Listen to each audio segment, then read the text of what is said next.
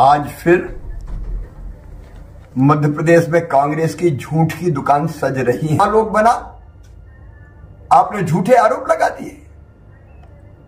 आखिर महाकाल महालोक से चिढ़ क्या? मैं आज फिर पूछ रहा हूं, साहस है तो जवाब दें। गरीब बेगा भारिया शहरिया के 1000 रुपया कमलनाथ जी ने क्यों बंद किए थे? जवाब दें। संबल योजना क्यों?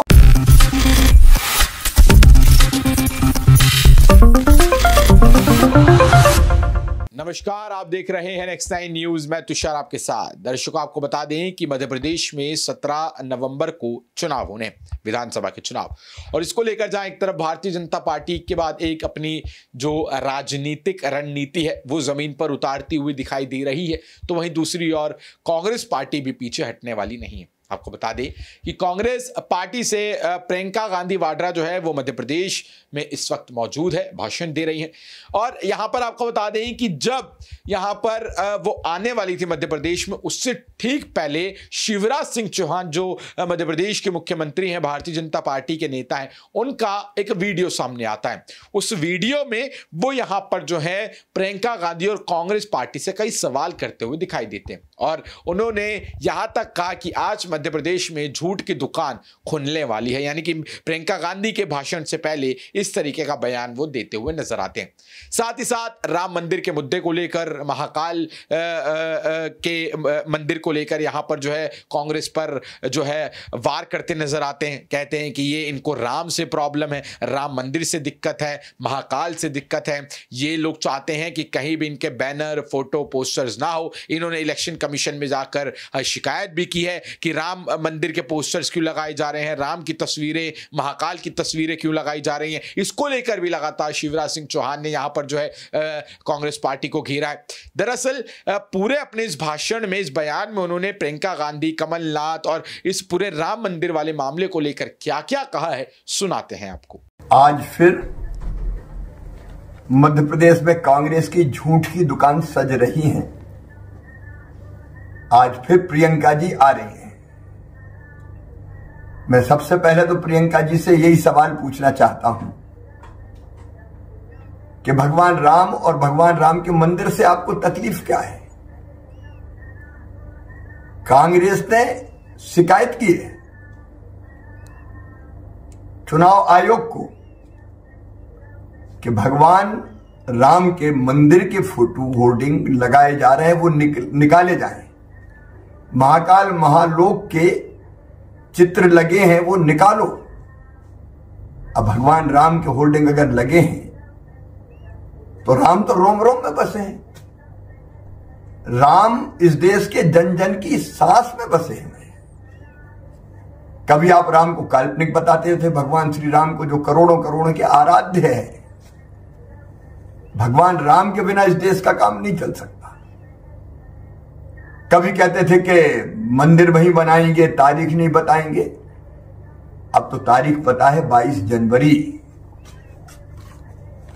भव्य और दिव्य राम मंदिर बनकर तैयार है और प्रधानमंत्री जी के हाथों प्राण प्रतिष्ठा होनी है।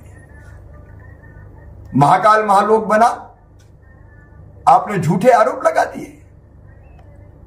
आखिर महाकाल महालोक से चिढ़ क्या है आपको? और अब होर्डिंग उतरवाने की बात करते हैं। राम हो, भगवान शिव हो, महाकाल हो, ये कहीं से नहीं हटाए जा सकते। लेकिन कांग्रेस बताए कि उसका दृष्टिकोण क्या है, और यह भी जवाब देना पड़ेगा मैडम को। नए नए वादे करने आ गए, झूठ का महा वचन पत्र फिर दे दिया आपने। मैं आज फिर पूछ रहा हूं, साहस है तो जवाब दें। गरीब बेगा भारिया शहरिया के 1000 रुपया कमलनाथ जी ने क्यों बंद किए थे? जवाब दें। संबल योजना क्यों बंद की? गरीब बहन के पैसे देना बंद कर दिए। बेटा बेटी के जन्म के पहले 4000, जन्म के 12000, बाद 12000। बच्चों के लैपटॉप क्यों छूने? बेटियों की शादी करके पैसा क्यों नहीं दिया मुख्यमंत्री कन्यादान का? तीर्थ यात्रा क्यों बंद की? किसान सम्मान निधि प्रधानमंत्री जी दे रहे थे, नाम क्यों दिल्ली नहीं भेजे प्रधानमंत्री जी किसान सम्मान निधि के पैसे देने के लिए किसानों को? गरीबों के मकान भेजे प्रधानमंत्री नरेंद्र मोदी जी ने, वापस क्यों कर दिए? प्रियंका जी जवाब देना पड़ेगा। कमलनाथ जी ने 2 लाख से ज्यादा मकान वापस कर दिए, गरीबों को मकान से वंचित कर दिया। और एक और बड़ा अपराध किया, 2019 में जल जीवन मिशन लागू हुआ, हर गांव में हर घर में टोटी वाला नल लगा के घर में जल देने के लिए आपने महिलाओं के साथ अन्याय किया, जल जीवन मिशन शुरू ही नहीं किया। अब फिर कह रहे हैं बेरोजगारी भत्ता देंगे, 4,000 रुपया क्या था, 1 पैसा दिया? 1 पैसा नहीं दिया, युवाओं को फिर ठगने आ रहे हो। सबका कर्जा माफ नहीं किया। और इसलिए पहले कांग्रेस ये स्वीकार करे कि पहले जो हमने वचन पत्र दिया था वो झूठा था, हमने वादे पूरे नहीं किए। अब ये नया झूठ पत्र लेके आ गए, पहले इन प्रश्नों का जवाब मैडम प्रियंका गांधी को देना पड़ेगा।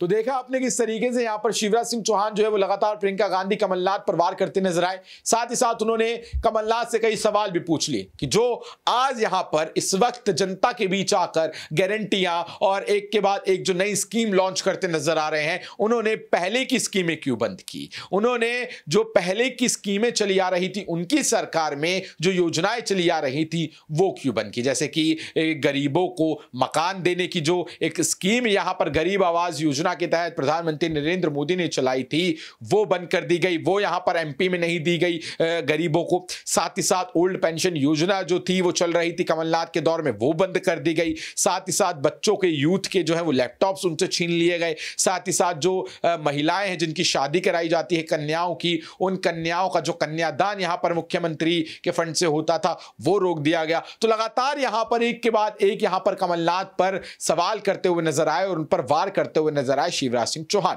अब यह होना लाजमी भी है क्योंकि 17 नवंबर को चुनाव है। कांग्रेस बड़ी मजबूती के साथ इस बार उतरी है चुनाव में मध्य प्रदेश में एक बार फिर से अपनी जीत कायम करने को, और बीजेपी यहां पर बिल्कुल नहीं चाहती है कि इस बार फिर से जनता उन्हें ही चुने। और इसी को लेकर यह पूरा का पूरा जो बयान है यह आया है, और इसी को लेकर हम देख रहे हैं किस तरीके से मध्य प्रदेश में एक के बाद एक, कभी कमलनाथ, कभी खड़गे, कभी राहुल, कभी प्रियंका गांधी, कभी सोनिया गांधी, वो लगातार यहां पर चुनावी रैलियां, चुनावी भाषण देते हुए नजर आ रहे हैं।